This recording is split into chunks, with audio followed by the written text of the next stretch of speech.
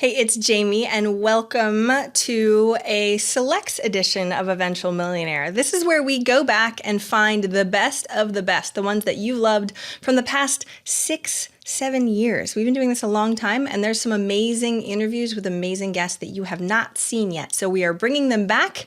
It is the selects edition. Let us know what you think, and I hope you enjoy. Potent advice and inspiration from real self-made millionaires. Welcome to the Eventual Millionaire with your host, Jaime Masters. Welcome to Eventual Millionaire. I am Jaime Masters, and I'm super excited to have on the show Stacia Pierce. She is CEO of the Ultimate Lifestyle Enterprises, and she's been on the Steve Harvey Show, Entrepreneur, Red Book. I mean, I could go over and over and over. She's been in so many things. It's insane. I'm super excited to have you on the show today. Thanks so much for coming on. Well, thank you for having me on today. I'm excited to be on as well. It's going to be good today. It is going to be good. And I was checking out your website before, and I loved one thing that it said, and I want to dive really deep into that at first because it's a question that I get all the time. And it said you're the #1 ladies millionaire maker. And I think I get people emailing me constantly saying, why don't you have more women on the show? Wow. And they get mad at me, which believe me, I am looking as much as humanly possible. And sometimes people will send me some. But what makes you being able to help women move forward faster when apparently it's kind of uncommon? Yeah, it is uncommon. The biggest thing that helps me move women forward faster is that I set up a lot of systems. And a lot of times the clients that come to me, they're women who are they're already on a career track, or they've had a high level of leadership on their job, and they're saying, now I want to do my own thing. Now I have this passion I've been having my whole life, and I'm ready to step out and, and profit from it. And so I give them, what I give them is not only just accountability, but I give them a lot of systems to put in place. And they're used to working with systems. Usually these kind of people are used to systems. They just don't know which ones to use that can really cause them to have income coming in for themselves quickly. So I just show them different systems and methods to start using their skill, to look at the talents they've been sitting on, or maybe some resources that they had they didn't realize that they were full of, that they could use and turn around. And they really can make millions of dollars with these skills and resources that they've been using almost their whole life. I love hearing that. #1, because I was one of those corporate job people that quit. And then I ran around like a chicken with my head cut off because I didn't know exactly what to do. And if I had if I knew you beforehand, don't get me wrong, I got a mentor and that definitely helped. But it was one of those things that really made it difficult when you don't know exactly the right steps to do. So what is like a couple, let's talk about your favorite system. Someone comes to you, they want to quit their day job and start making money, right? On the side business or whatever. What do you help them with? Well, the first thing I do is I have this kit that I created called a clarity kit. Mm-hmm. And why I got tongue tied there. But this clarity kit. And the first thing I do is I help them to get clarity on what exactly it is that they want to do next. Because usually people are saying, I'm in transition. I'm ready to do something next, something new, something fresh. So we go through that. So that's the very first system that we go through. And the clarity kit it's like 50 pages. And so sometimes they're like, I feel like I'm going back to school. And but when we get through that complete system and that complete clarity kit, then all of a sudden they get this aha moment and they say, okay, this is exactly what I'm supposed to do. This is how I need to start, putting it in place. And then we just start step by step walking them through it. So the next thing we do is I start working with some type of branding or marketing formula for what they have decided to do. Okay. What I want to go back is figure out this 50-page thing. What's one of the most amazing things that you have them do? Because the thing is that people are like, well, I've heard you should go and, look at the things you already liked as a kid or something like that. And then they have this list and they're like, well, now I don't know what to do with the list. Picking is tough. So give me some tips and advice from that clarity piece that you really help people with. Well, one of the things that on the clarity kit that I ask them, okay, so if you had this particular skill or desire, so matter of fact, I just was working with someone who's been in the fashion industry their whole life.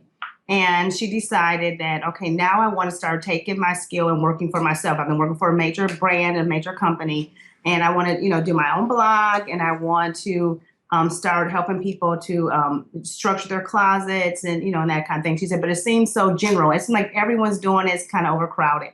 So what I did is I said, okay, so you have these skills in the industry. And then on the kit, it asked them, it says, if you have these skills, you have these talents, and it seems like what you want to do is overcrowded. Think of 15 ways that you can take that same skill and do something that you've never heard of. And so she just wrote down 15 different things and, 15 different ideas that she never, thought she heard of or whatever. And of course, sometimes they're out there, but you haven't heard them. And, but anyway, through that, the 15 things, she came out with 3 top things that we picked from a list that she was really good at. And from those 3 things, she was like, wow, she had this aha moment. She said, oh my goodness. Okay, I know what I want to do. She was like, I don't just want to help people do their closets and redo, their makeup and that kind of thing. She said, what I want to do is go back and help my industry. I want to be a consultant to the industry I'm leaving from. And she said, I'm really good at this. I've been on set, I've worked with models, I've worked behind the scene, I've done so many things. She's like, now I can go back and consult. So she just reached out to somebody in a great position and asked them, would you ever consider having a consultant? I know I work with you from the other side, but would you ever consider having a consultant? And they were like, yeah, we need you next week to do a workshop for all of our interns, tell them what to do. And so we kind of stumbled into what to do next. That is so different than where she started from before. How did she know? Like, this is the question I get a lot. How do you know that it's the right thing? Because people are trying to find this one amazing purpose in life. I have this thought on that. I think that your purpose zigzags, and I think that sometimes people are looking for this one amazing just thing they're going to do the rest of their life. But like I know, the things I do today is not what I started out doing. You kind of get on this path. And at first I thought, all I want to do is speak. I want to be on stage and that's it. And then after a while, I'm like, no, I don't want to just speak. What do you do when you come off a stage? What do you do with the rest of the month if you only have 3 gigs, So, then I said, well, I want to take the next step and I want to teach and coach and train people, And so I think that's what happens with purpose. I try to get people just to say, let's dive in and do something. Let's start with one good thing and let's monetize this. Let's make, money around this idea, but don't just settle there. As things come up and your intuition begins to guide you and you say, hey, I think I should take on this next idea, or this opportunity comes up. And if it feels right, engage in it. And then I think you go step by step and you just I call it stumbling into your destiny kind of thing. That is amazing. I think it's all part of your journey and people don't understand that. I'm like, you have to take the first step in order to start to figure out the rest. Yes. Yeah, we all want to know before we start, and that makes it really, really difficult. I was one of them, so I can't say anything. I do.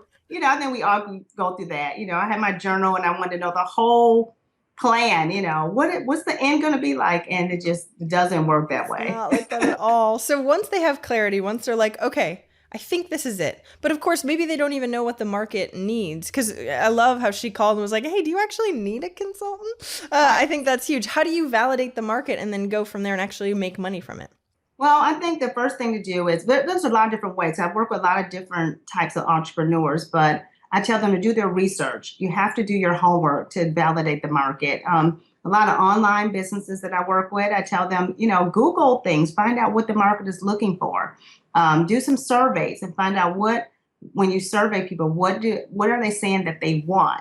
Also go back and ask people that you used to work with, ask coworkers or ask old bosses, what do they wish they had? How can the gaps be filled in their workplace?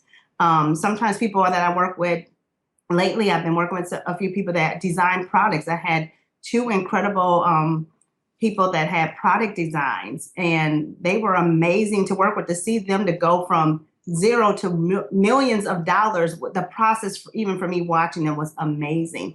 And so one lady had, they were, I forgot the name of the actual product, but they were foot wraps for when you go through the airport. Oh, really? And yeah, these things are just hitting the market. Travel feed. They're called travel feed. And they're just hitting the market now like a whirlwind. But she just thought of this idea when she was traveling one day about how you hate taking off your shoes and then you have to put on your socks and that kind of thing. So anyway, she came up with this thin little sock that doesn't affect your shoe or anything, and it's called travel feet. And they also protect your feet from like 120 different diseases. And so, Yeah, walking around the airport with no shoes on, not fun. like hospital approved, and worked with doctors and everything to create it. And it was a lot of money just to try to get the prototype. But nonetheless, just watching her go through that process and then finally come to the point of selling them back to the airports, getting, them into the airport stores was really awesome to see her go through that. I want to dive deeper. Like, can you take us through that process? Because I think people, number one, don't really understand the product piece or how much it costs or any of that stuff. So if we could dive like super deep into that, that'd be really helpful. All right. So what we did is the first thing we did was we had to do a prototype. She came up with a prototype of the product, and that took probably about a month just to keep tweaking it. Mm-hmm. Then she had to get out of her comfort zone, because you're talking about just a lady traveler. You're not talking about someone from the former airline industry or from the medical industry or anything.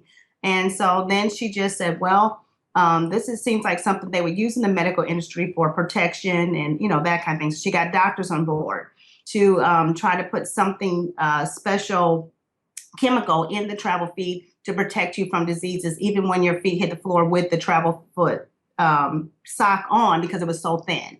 So that was. How did she do that? Did she call up doctors and say, "Hey, I have a thing"? She just Googled them, got on board, and got about 4 or 5 doctors that were interested and said, "This is a hit." It was just really, it was a scary process. And sometimes doing your business and stepping out on your destiny or what you think is your purpose can be scary. And so she, just had to make cold calls and find these people. And that's where the coaching came in, because all the whole way it was calling me, "No, I can't do it. Oh my God, I can't." Yes, you can. Get up tomorrow morning, make 10 calls. So that was the process, So I give her system 10 calls every single day until you get 4 doctors. And then she finally got her 4 doctors. Then after that, she got all that approved. Then she finally had to go meet with airlines. And so, 10 calls a day until you get an airline that says, "Yes, come, let's have a meeting." So finally she gets in with the right people, and, going through a lot of layers, and then she gets her meeting. She got into 2 great airports, and that opened the door for all the rest, because now you know the process. Yeah. And they give you once you get one good person, they usually connect you to everyone else. So then she got, into the airports. Then from there, I said, you know what, let's try to get into the airport stores, they have bookstores and just, stores and all these little kiosks throughout the airport. So then she had to find out who does all the kiosks and who's the company that's putting the stores in the airport and that kind of thing. So that was another process. And so this is a year-long process. By the end of the year, then she's getting her very first order out of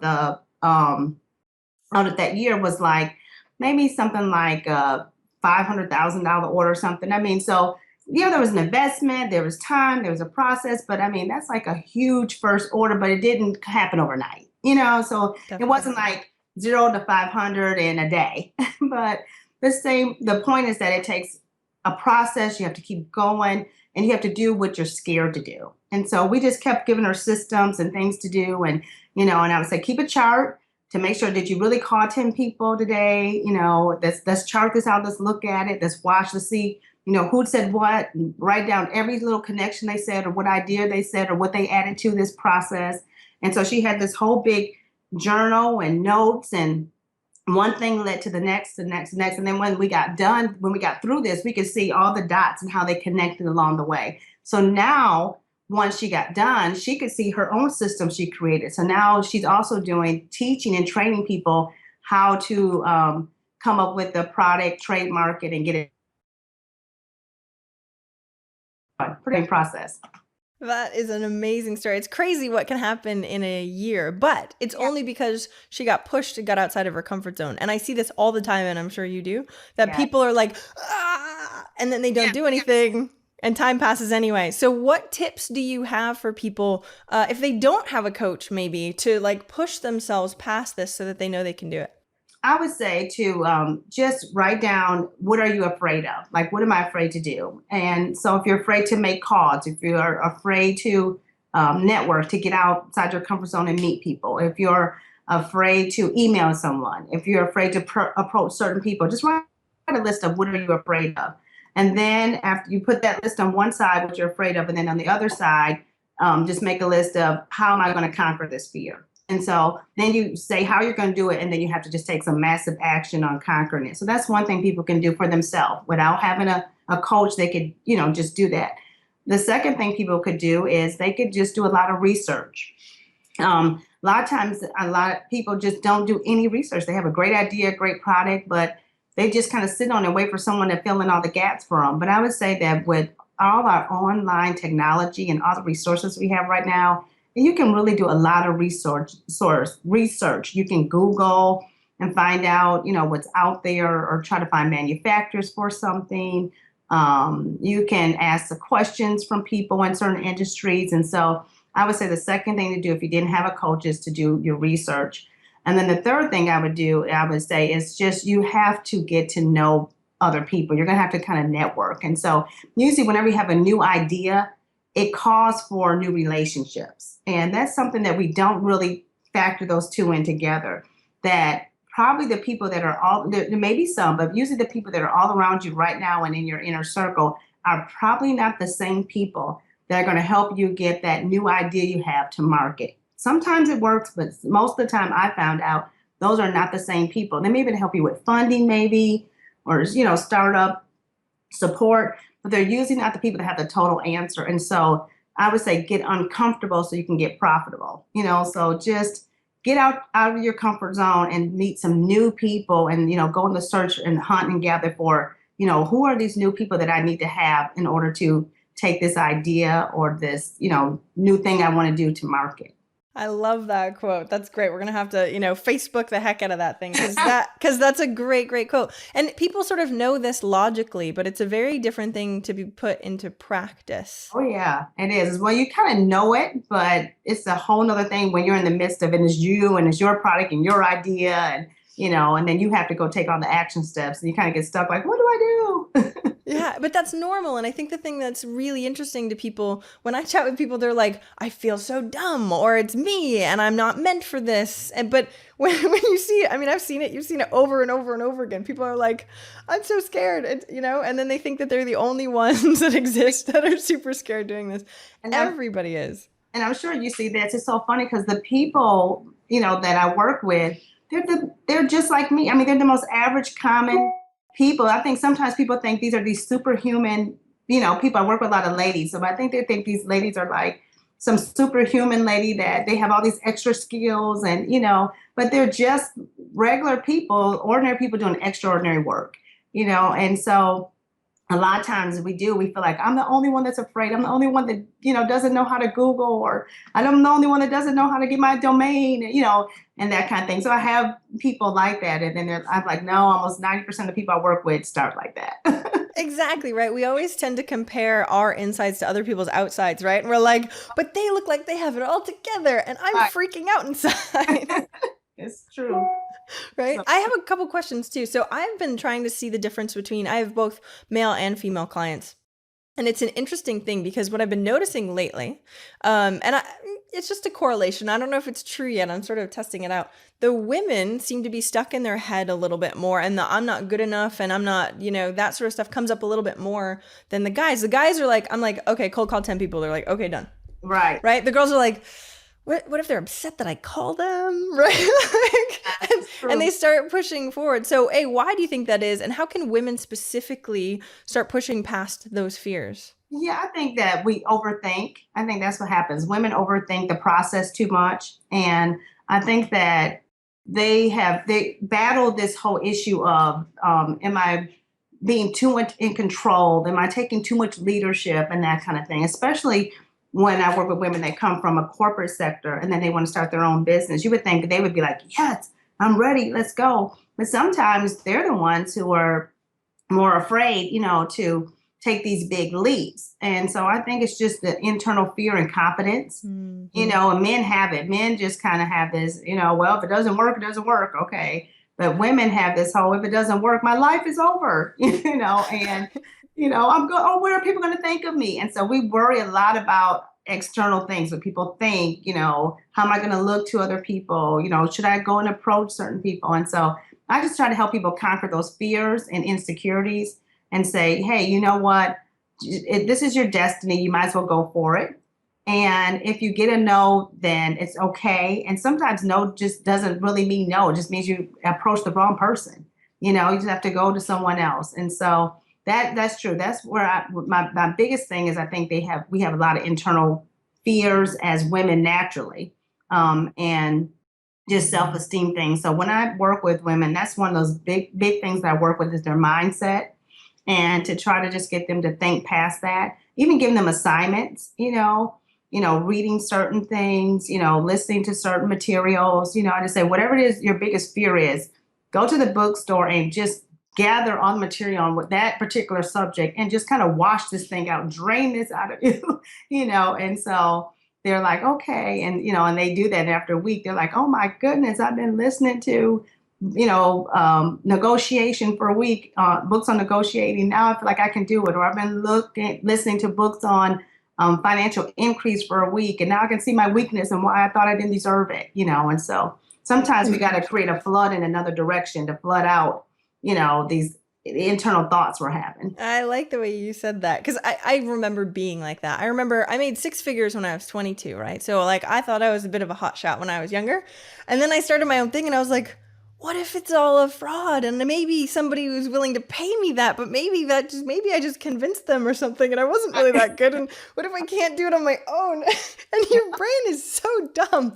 Like it makes you do all these things that have all these thoughts, which are not helpful in any way. But of course it stops you. So what are some of those resources? Are there anything that sort of gave any of your clients like an aha moment that you can recommend, or podcasts or websites or anything that they can check out? I know each person has a different issue, but I'm looking for things that will help with confidence. Well, a couple things that I do. One of my favorite books is an old time classic is Think and Grow Rich. And I know we all have read it, everyone knows about it, but I take my clients back to the basics, and a lot of times I have them reread it or listen to it. I lately have been doing something with all my clients, and I have been recommending them to get like a Nook or some kind of reader. Mm-hmm. And a lot of them say, I don't have time to get through all these books. And I know that if I'm going to be an entrepreneur, I need to read more and gather information. So I have them get some kind of reader that can read to them, a tablet that has an audible section on it or a part to it. And I have them start listening to their books while they're driving, in the morning and that kind of thing, so they can get through more material. And that has been really changing my clients' thinking and outcomes so much. I'm a big, huge fan of journals. And so the part of my process and my coaching formula is to get my clients to journalize. I even created a whole course because I just kept getting people to say, I can't sit down, I can't write. What do I write? What do I do? So after I answered over 100 questions on what to do with a journal, then I said, okay, let me create a journaling course. So I recommend a lot of them that they take that course. It's 4 weeks, and that they really learn how to write their thoughts out, their ideas, and even how to write content and for their blogs, and even how to write for their sites or to market their products, how to write copy and that kind of thing. So I go through all that in the journaling process. And I think that's a big help because those are kind of things like I looked for, and I was like, where is this? Where are these tools at? And so those are kind of some of the things that I recommend. Of course, your book. That's why I was so excited. Aww. Because I love your book, and you have no idea how many times I have recommended for clients to read The Eventual Millionaire. No way, really? That's awesome. Like, this is so awesome how things just have a way of coming full circle. So exciting. Thank you, by the way. I really appreciate that. That's awesome. You're welcome. So that's a product, and I say, read this, go through this, and it helps them. Then we can talk about it and walk through it. And so those are, a lot of the things that I do and resources. But I'm big on reading. I'm big on listening to inspiration. And, I'm not one of those people that thinks self-help is thrown out the door. I think that we need to have inspirational stories, biographies, and that kind of thing. I know I wouldn't be where I am today if I didn't hear, stories of other people that made it, if I didn't read good books, if I didn't take good notes and journalize my thoughts and that kind of thing. And so I'm a huge advocate of giving people products and giving stuff in their hands. And I think people need homework, and so as adults, we don't want any more homework, but I think it's good. I think people need homework because when they finish the assignment, they feel like I've accomplished something. I can do this. And that homework lets them see that, hey, I can go forward in my business, or I can take on this challenge. And I want to just say thank you for being here too, because that's the whole thing, right? You tell your story, which inspires other people. And as soon as they start taking actions, I'm a huge fan of homework. Now, I don't call it homework because nobody likes it being I called know. homework. I call it action items. Your Yeah, action items for this week are, it's so silly how we have an aversion to I know homework. it is. We do. We have, oh my goodness, they hate the word homework. They do. It's so true. We usually give them like, ours are called a motivational work, or we call it their I forgot the other name that I use. Oh, I forgot the name of it. That's fine. It's so funny though. It's the same thing. Like in my book, I talk about budget, and people are like, so I call it a spending plan. But you know Right. what? The words do matter, right? The words really do matter. So I'm sure you found that with working with your clients. And like, one of my good friends has been saying lately, I go, "Oh, are you having a good day?" And he's like, "No, I'm having an utterly amazing, fantastic day." And I'm like, "Oh yeah, I should stop. Good is like this. I don't want Yeah. to be good." The words really matter. Do you notice that in your work too, and or for your growth, that the words that you tell yourself really matter? Oh my goodness, words matter so much. And so we have this. I have these stickies that I made. They're called Stacia stickies, and I give them to my clients when I first start working with them. And they have their own little, affirmation on the sticky. Like one says, "Making money is easy," and then the other one says, "Today is a great day for me to succeed." And then but they write their own messages on them. And so I tell them to just sticky up their whole computer, their work area, whatever it is that they're focusing on at the moment, and to say those words out loud, because words are so important. I'm telling you, we're not watching our words. We can put ourselves into, man, a bad place, just from what we're saying every single day. And then I usually have them when they're working, like the lady, for instance, that was working on the travel fee. I gave her an affirmation. I had her write it, but we kind of walked through it together so that she could say something every single day concerning getting clients and contracts and connections and that kind of thing. And so I think that's real important part of the process, to get people to affirm the right thing, to say the right thing. And yeah, I mean, I'm huge on that. Every day I'm watching my words, and I'm making sure that I have them stuck all over the place. So my house looks like a big sticky zone.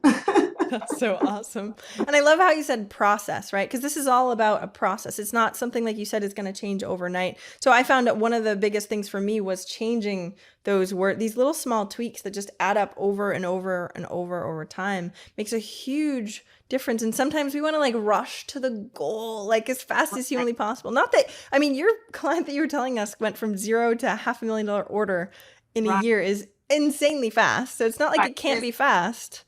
Yeah, But that doesn't normally happen.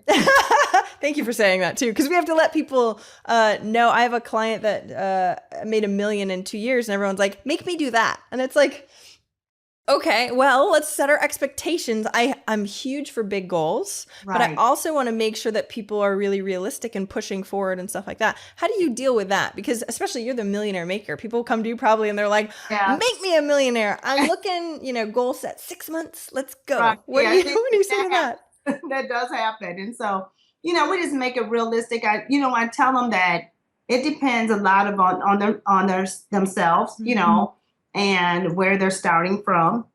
And then I also tell people to just be realistic, to set their goals. I have little goal cards, and I have them write their goal down of where they want to be 6 months, a year, 3 years, 5 years from now. And then, I just tell them that let's get a realistic picture and view of this. And sometimes we can go outside the box and do something unrealistic, and that can happen. But I don't want them to think they're going to go so fast they disappoint themselves. Because people do think, they say, okay, it's on your site. You say you're a millionaire maker. I have this idea. 6 months from now, I want to be a millionaire. I want to have this bold car, whatever. And I have to tell them that's not really what it's about. It's about saying that I can really make the maximum amount of income. I really can make a lot on my ideas, on my purpose, on what it is I feel I'm called to do, if I stick to the right process and, apply certain systems and principles in place. So, but yeah, you do have to tell people, you have to kind of hone it in, have them set goals. And so I have people set realistic goals. Of course, I'm trying to get my clients to have, to get to $1 million company. So we do set $1 million goal. I show them what that looks like. We do the numbers, we do the math. What does it look like to make $1 million? Then I tell them some of the things it may take, that they may have to think that they're going to have to walk into, that to make $1 million, your company, you may need to have to hire help. that, you know, you're starting here, but it's going to look different a year, 2 years from now. It's going to look like a different company than you have in your head right now. I also tell them, you know, that you're going to need some more resources and that your bills grow with your company. And so, you know, you can't be afraid of that because things come up that you don't even know are going to come up. And they're just things, you know, that you're going to have to pay for that you never may have paid for before. And so I kind of bring it all in, tell them, you know, the process and tell them where we're going to go with this and how we're going to get there. And then people usually say, okay, I got it. You know, they usually calm down a little bit and they're like, okay, it may not be 6 months, but I'm on my way. See, that's the good thing about my brand of eventual millionaire, right? It's like, okay, eventually. That's when you give them your book. I know, right? And the funny thing is I get emails like that too, saying like in 6 months, usually the people coming to me are pretty realistic, but in general, like, I want it right now, make me a million. And I'm like, they've never had business experience. Just the learning curve alone of learning business is huge. It's huge and it takes time. Yeah, it's Exactly. huge. And especially if you're coming from working a job to working full time in your business, it's a huge transition. It is. That's work in itself. Yeah, well, exactly. Tell me some of the common mistakes you see, because I mean, I went through it and I hear it all the time. It's a very different beast. So what are some mistakes? I think the common mistakes is time management. The first one is that when you're making a transition to work full time, people don't know what to do with that. Sometimes we don't even know what to do with their day, what to do with their time because you've been given a schedule. Now you have to create, create a schedule. And sometimes people don't know how to create and fill in that schedule. And then they don't know what's most important to do. And so a lot of times they're working on things that are not going to get to the bottom line or change the bottom line. And so that's where I come in. A lot of times I'm giving them what to do with their day. I usually have them setting up their sites and that kind of thing, and then doing more marketing. And that's not what they want to do. But you can't have this awesome product sitting here. You know, I had another client, and you might have heard of them. She's Michelle Syrup. It's really an awesome syrup company. She's been around for a while. She took her grandma's recipe and packaged it, bottled it, and created this, this wonderful syrup line. And she started out and got back when Oprah was in Chicago. She got on the Oprah show and it went really huge. Wow. Then after a while, things changed, and she kind of like just got stuck in her company. And so when she came to me for help, you know, she'd already been $1 million company, but she's like, I've been stuck at this for the last like 5 years. You know, we haven't increased. Well, she got stuck in a pattern, and what she was doing with her time was all the wrong things. And so even though she was a business person, we had to change her whole time pattern. And she was doing no marketing. She wasn't on social media at all with her company. So she had just did it the old fashioned way, tried and true, you know, and got into a lot of markets and stores, but she needed to get in new arenas. And so one tweak that we did is I just told her how to use some time in her day to not take all of her day, but just to get on social media, do some great posting, run some contests, make a younger audience aware of her syrup, tell her story again, repackage the brand and everything. And so we got that thing moving and got her into like 4 or 5 new markets in the next year, and their company just took off and began to soar again. And so that, you know, I just find that that's it. Time management is big, and what to do with your time, that space and time you have every day. Most people are stuck and they have no idea what to do with their time to make the most from their day and to cause really money to come in. And half the people aren't even aware of it, which is what, thankfully, she's aware, going like, oh, my money's not moving, but wasn't aware what she was doing the wrong kind of, not the wrong things, but the tried and true stuff instead of what she should be doing. And it's hard because as an entrepreneur, it's hard to see your weak spots, right? It is. It is hard to see it for yourself. It is. It's hard to know, you know, you can be stuck and saying, I feel like I'm doing everything right. And I grew this company to a certain place, but where did I go from here? Yeah. So, yeah, it's good to, when you feel like that, it's good to reach out and get some help. It's a good thing she did. Definitely. She's probably extremely happy that she reached out and got some help. Now, you just talked about branding, and I want to talk a little bit about those pieces because it seems like that's a big piece of what you do also. How do we work with branding and figure that stuff out? Do you have any tips for anyone? Yep, I sure do. I have a branding kit. I have all these kits. What I do, but I have this, what I call a branding kit. And so we go through this whole process that people go through it's like a 6-week process they go through to develop their brand, figure out their brand. And but with branding, I think the number one thing is that you want to make sure that you're tried and true to your company's philosophy. You want to make sure that your branding is crisp and at a glance, people know what it stands for. I'll offer people getting professionals to do if they're doing a new logo or signs and that kind of thing to get the best possible person you can afford to, even if you're starting out to, to develop your brand. I tell Is it people, worth, sorry to interrupt, but is it worth going, not, so afford is a hard question, right? Because some people will be like, well, I have this much and I'm not sure, but should I spend, what should they do if they have that question in mind? Because I hear that quite a bit too. well, I would say that, I think your initial branding is real important because it has a lot to do with who and how much you're going to attract to you. So I tell people I would try to set aside money and try to, create a branding fund. I tell people when they first get started, as money comes in, you make a little bit here, put this into your branding fund so that you can really make sure that your brand image is really good.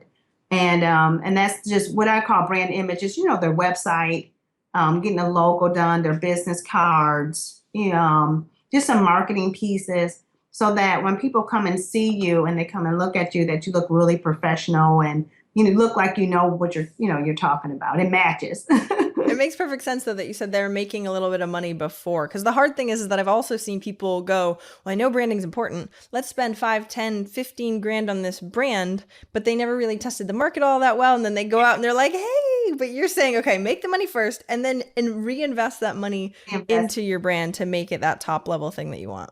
Yeah, I think that's important because I don't think that people should. I had people come to me that have spent, $15,000 on this website and all this logo and all this, stuff. And they don't even have a product. They don't know what to do with it.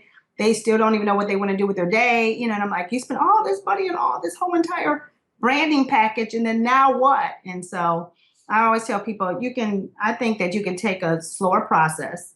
And I think that it's important, but I think that you can create a fund and you just start tweaking your brand and you increase your brand and you make it look better. And then I think that your brand grows with you. My website today looks totally different than when I started, So. Thank you for saying that. So tell me about the transition that you've gone through for your branding, like from especially at the beginning to where you are now. Because it's so funny how smarter we are later, right? Like, oh, I wish I knew this then and I don't. But tell me about your journey. Well, my journey, I started as mainly, like I said, speaking from the platform. So I had conferences and, workshops and that kind of thing. And I started getting bigger and bigger crowds. And so I started getting these large crowds of women. So I knew, okay, this is pretty good. I'm pretty good from the platform. And then what happened is women would say, this is before we had email and all this kind of stuff. This was way back in the day. And so women would write me letters. Wow, really? Conference, Oh, yeah. awesome. And so awesome because I still get to hold on to some of those letters, but they would write letters and they would say, and I remember this one year in particular, I had this 3-day conference. We get done with the conference and I got this stack of letters that came in maybe a week or so later. And it was just a common factor in all these letters. I had an awesome time with you this weekend, but I feel like I don't know what to do next.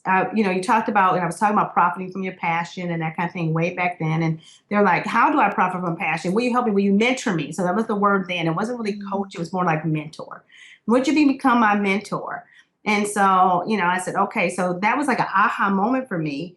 And I said, okay, how am I going to mentor? I had a crowd of 1,000 or so women over the weekend. How am I going to mentor 1,000 women? And so I started a tape of a month club, and they were just the cassette tapes. Tapes. Oh my gosh. You do not look that old. I don't know. Tapes. Really? Oh, God, yes. I'm older than you think. My oldest daughter is 24. Really? Yes. All right. So anyone who's not watching on video would be like, wait, let me look at her. Yep. That's amazing. So you made tapes. Wow, I don't even know how to do that. That's awesome. Right, yeah, I know, right. And so what would happen is I would every month these women all join the club and I would mail them out a tape to them to answer the questions and that kind of thing. Well, anyway, that grew. And then a few years later, I said, you know what? I'm becoming their coach. I need to start a coaching program. And so that's where, I went online. My first website was not like it is now. It's just, a little website, a couple little tabs there. They could get their tape of the month club and sign up and that kind of thing. And then every single year, what I've done from then till now is every single December, we're doing this right now. Every single November, December, We plan on what are we going to do and change for January to our website and our business. How am I going to tweak it, upgrade it, change it? What didn't work last year? What improvements? I go myself to maybe some seminars or to get some online training. Who's out there? Who's doing what? And every year I improve myself.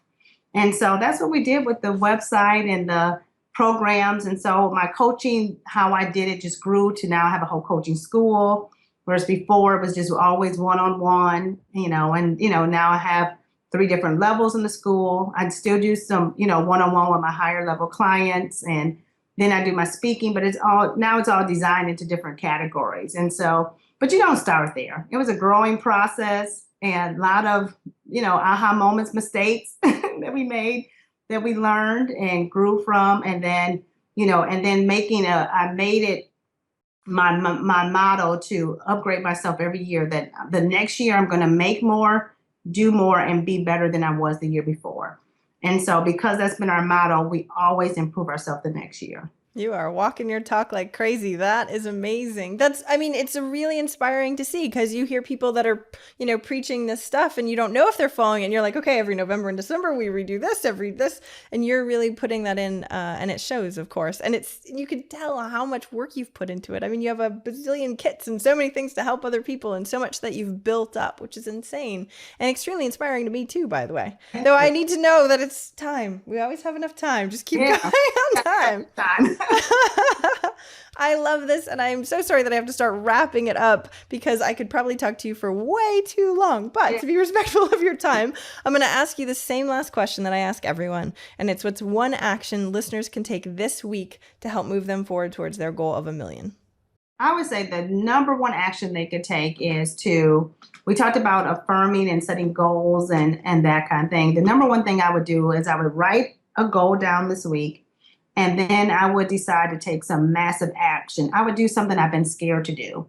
I would say, this is a goal that I want, and I would go and step out this week, not next week, this week, and do something I've been afraid to do.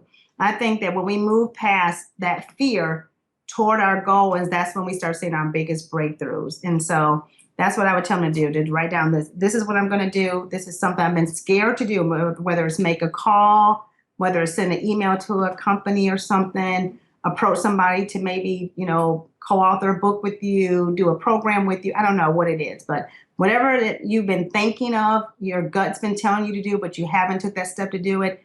This week, step out there, write it down, say you're going to do it, and then go past your fear and do it. So that's what I would say. Oh, I agree with you 1,000%. And anyone listening, make sure you don't just listen to that and then turn this off and change it to something else. Like, make sure you actually, because the biggest impacts that I've seen in businesses are from that exact action step that she said. So please, please, please mark it in your calendar, put it in your to-do list, do something so that way you'll remember it if you're in the car or working out or something like that. Because what she just said was gold. Thank you so much for coming on the show today, Stacia. Tell us where we can find out more about you and all your products and everything online. Well, just go to lifecoach2women.com, and everything is there on Life Coach to Women. Also, if you go to the little top right-hand corner, I have right now where I'm doing this whole entire 6-week called Path to Purpose coaching program, and it's absolutely free. And it's a coaching program that I used to run for $2,500. Oh, wow. And I decided that I wanted to do something different. I wanted to give something big away to people, especially holidays coming up, Thanksgiving. And so it's a real course. It's a real entire coaching program, and it comes with all the worksheets, downloads, and everything. And people can take a 6-week course for me absolutely free. And so that's what your listeners can go and check out if they want to at lifecoach2women.com, and everything else is there too. Perfect. And we'll link it all up and make sure, and they'll be all set and ready to go for January then if they take that. We have 6 weeks left. Of course, when this actually comes out, all right, they'll have to do it right away in order for January. So thank you so much for coming on the show today, Stacia. I hope to meet you in person at some point. Your energy is amazing, and I hope you have an amazing day. Thank you. I appreciate you having me on. If you enjoy this show, I would really appreciate your wonderful words of feedback. Go leave me a review. I would love a rating, whatever you can do in the time that you've got. I would so appreciate it.